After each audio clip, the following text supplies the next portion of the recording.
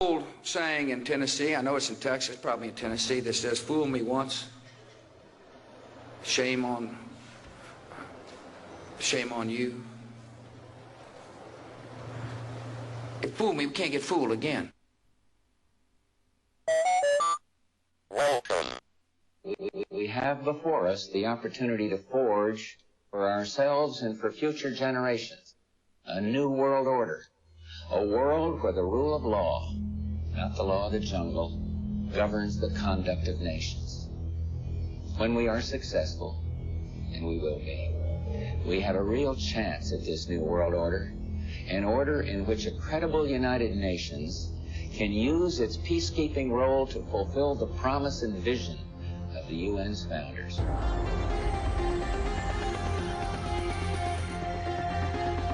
A new world order.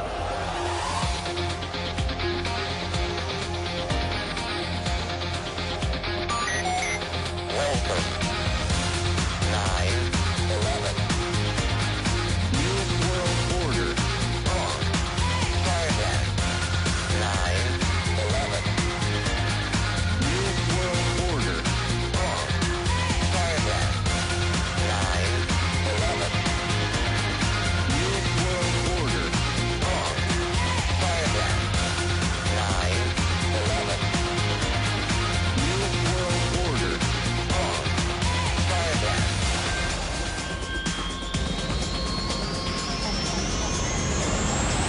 Are you ready? I remember getting a call from the fire department commander telling me that they were not sure they were going to be able to contain the fire. And the smartest thing to do is pull it. And they made that decision to pull. Then we watched the building collapse. A new world order. A new world order can emerge. A new world order. A new world order can emerge. All I hear is a watching in heaven while Larry Silverstein comes with his own. All I hear is a watching in heaven while Larry Silverstein comes with his own. All I hear is a watching in heaven while Larry Silverstein comes with his own. All I hear is a watching in heaven while Larry Silverstein comes with his own. 9/11. New world order. Wrong. Try again. 9/11. New world order. Wrong. Try again. Welcome. There is a chance for the President of the United States to use this disaster to carry out a new world order.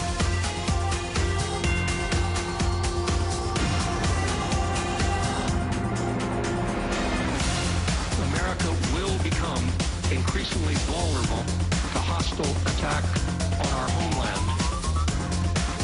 Americans will likely die on American soil, possibly in large numbers.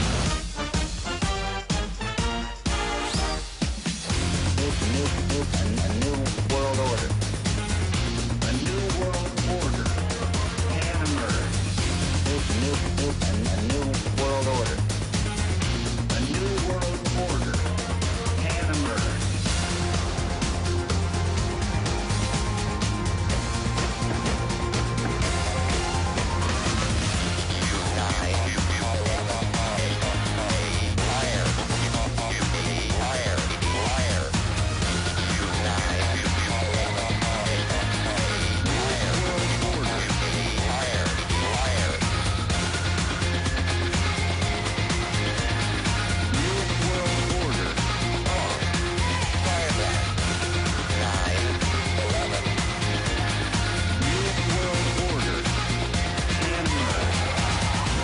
A new era.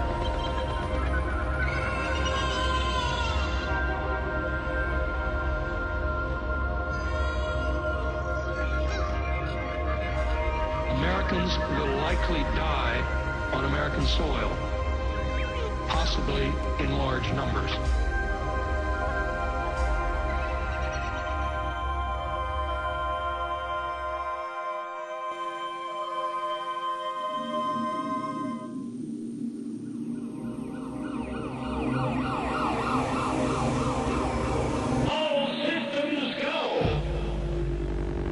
All these new challenges are bringing together about the biggest restructuring we have ever seen, not just of the global economy, but of the global order as a whole.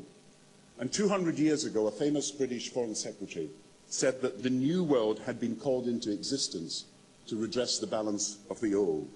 In 1990, another old world ended, dominated by the Cold War, and people talked then, in 1990, of a new world order. What they actually meant then was a new political order. And what was not foreseen then, but is obvious now from everything that we see and do, what we experience in every day of our life, is the sheer scale and speed and scope of globalization. And it's only now that we can begin to understand that the world order that globalization brings and what it's going to look like, it's driven forward now not just by the balance of military strength, the Cold War times, or ordinary political power. It's being driven forward by a seismic shift in economic power that we see around us. But what does the New World Order mean for countries like ours who are looking to succeed? I suggest that the countries that are going to succeed are those that combine flexibility, free trade, open markets, with proper stewardship of the environment and investment in education, infrastructure and innovation. And the question for us is how we meet and master all these challenges to ensure that Britain enhances its competitiveness in the process and realizes what I believe is our destiny of success in this new world order. So, in conclusion, ladies and gentlemen, a new world is emerging. It is a new world order with significantly different and radically new challenges for the future. New World Order, a phrase that hadn't crossed Gordon Brown's lips until January of this year. Hansard shows no record of Gordon Brown ever mentioning the phrase New World Order. He'd managed to avoid it all the way through Tony's premiership up until January, when he was in India, and he gave a very halting speech. It was almost like somebody had put a script in front of him and said, "You want to be Prime Minister? You've got to read this, boy." So he mentioned New World Order 2 or 3 times in that speech. Well, you know, Bill Hicks, the great American comedian, political commentator, back in '92 made this observation that he said, you know, I often think that every time a new American president is sworn in, they're taken down into the basement of the White House and they're shown the real film of what occurred at Dealey Plaza in 1963. And they let it sink in and they say, "Now, Mr. President, any questions?" Well, consider the possibility that Gordon was shown the film of what truly occurred in the Pont de l'Arma on August 31st, 1997, because that was the moment that Tony Blair sold his soul. That was the moment at which Tony Blair was totally in the clutches of those who seek to control pretty much everything they can lay their hands on.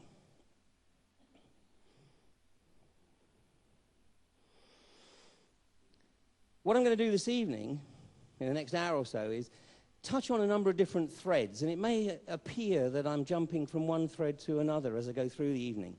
But as it comes to a conclusion, hopefully you'll see that all these threads come together. And I'm going to touch on some fairly controversial aspects. I only get nervous when I come to Glastonbury. Everywhere else, I'm giving presentations that, you know, I've generally given once or twice at least before. But Glastonbury, I always push the envelope that little bit further. And tonight is no different. So please bear with me. This is an X-rated evening, I think. But the New World Order, we can trace it back quite some way, but just look at this century. And Hitler made this observation. George Bush Sr. used the phrase on September the 11th, 1990, 6 weeks after Saddam had bitten the bait offered by April Glaspie when she basically told Saddam that America wouldn't get involved if Iraq invaded Kuwait. And the 11th of September has some interesting connotations through history, not least that on the 11th of September 1973, that was the date at which George Bush Sr. was actively involved in setting up the coup in Chile that took out President Allende and put in Pinochet, with Kissinger making his famous remark after the electorate had elected Allende in Chile, and Kissinger said, "No, that we have to do something. This is far too important for the people to decide."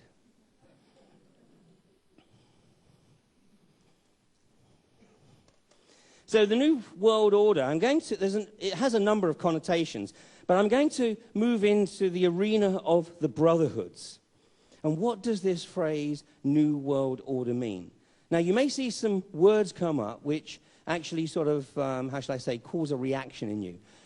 Try and suppress that reaction, because I'm going to explain that the use of these words is somewhat different than perhaps it is presented in the media. And I will try and explain why it is that the media try and create an impression about these words so that effectively they become words of non-discussion. The New World Order in the secret brotherhoods is another term for the quest for a new Jerusalem. Now, New Jerusalem is a generic term within the brotherhoods that means a new start. Jerusalem obviously has featured through history as the start of a number of New World Orders. So over the years, there have been a number of cities that have been effectively designated by the brotherhoods operating within those cities and the leaders of those cities as the New Jerusalem. Not least Paris, Washington, Perth in Australia, and there's a couple of places dotted around the US. But one of the primary places is London. And if my memory serves me correctly, it was 2 or 3 years ago that Adrian Gilbert stood on this stage on a Sunday evening and talked about London and his investigation into London as the New Jerusalem. And this term came about in London basically from around about the 17th century, although we can trace this thread back a little further, with a group of people who believed that England was effectively ceded by one of the lost tribes of Israel, effectively the tribe of Ephraim. And the term they use to identify their New Jerusalem is Zion. Now, Zion, of course, is a hill, the name of a hill in Jerusalem. Now, the media have worked very, very effectively for the last 30 or 40 years to shut down any intellectual discussion that revolves around the word Zion. To the extent, there's two groups in North America, the ADL, the Anti-Defamation League, and AIPAC, the America-Israel Public Affairs Committee, that have actually been so successful in shutting down the intellectual debate, they actually managed to get the dictionary definition of the American International Dictionary. That's a bit of a contradiction of terms, I know, but they got the definition changed so that anti-Semitism was defined as criticism of Zionism. This is intellectually dishonest. Zionism is a religio-political organization, an extremist religio-political organization. I mean, it's basically like criticizing the BNP. I mean, you know, we don't have any problem if we get involved in a debate criticizing the BNP. But if we get involved in a debate where we're criticizing the Zionists, we run the risk of being tagged as anti-Semitic. And nothing could be further from the truth. And I want to make it very, very clear right from the outset that nothing I say tonight is anti-Semitic, and everything that I say, I have checked and cross-checked with members of the British Jewish community. Back in February, The Guardian ran an article written by one of the leading members of the British Jewish community. And basically he was saying that they were getting fed up with being told what to think by the political extremists. And on the Guardian website, for 10 or 12 days, ran a whole really heated debate. Everybody pretty much participating in the debate was Jewish. And basically it was the British Jews saying, no, we've had enough. You know, we are not going to put up with the fact that every time we criticize the policies and practices of the Israeli government, we are vilified as being anti-Semitic or a self-hating Jew. So I just want to make that very, very clear that when we mention Zionism and it has any link with Israel, we are talking about a religio-political organization, nothing more, nothing less.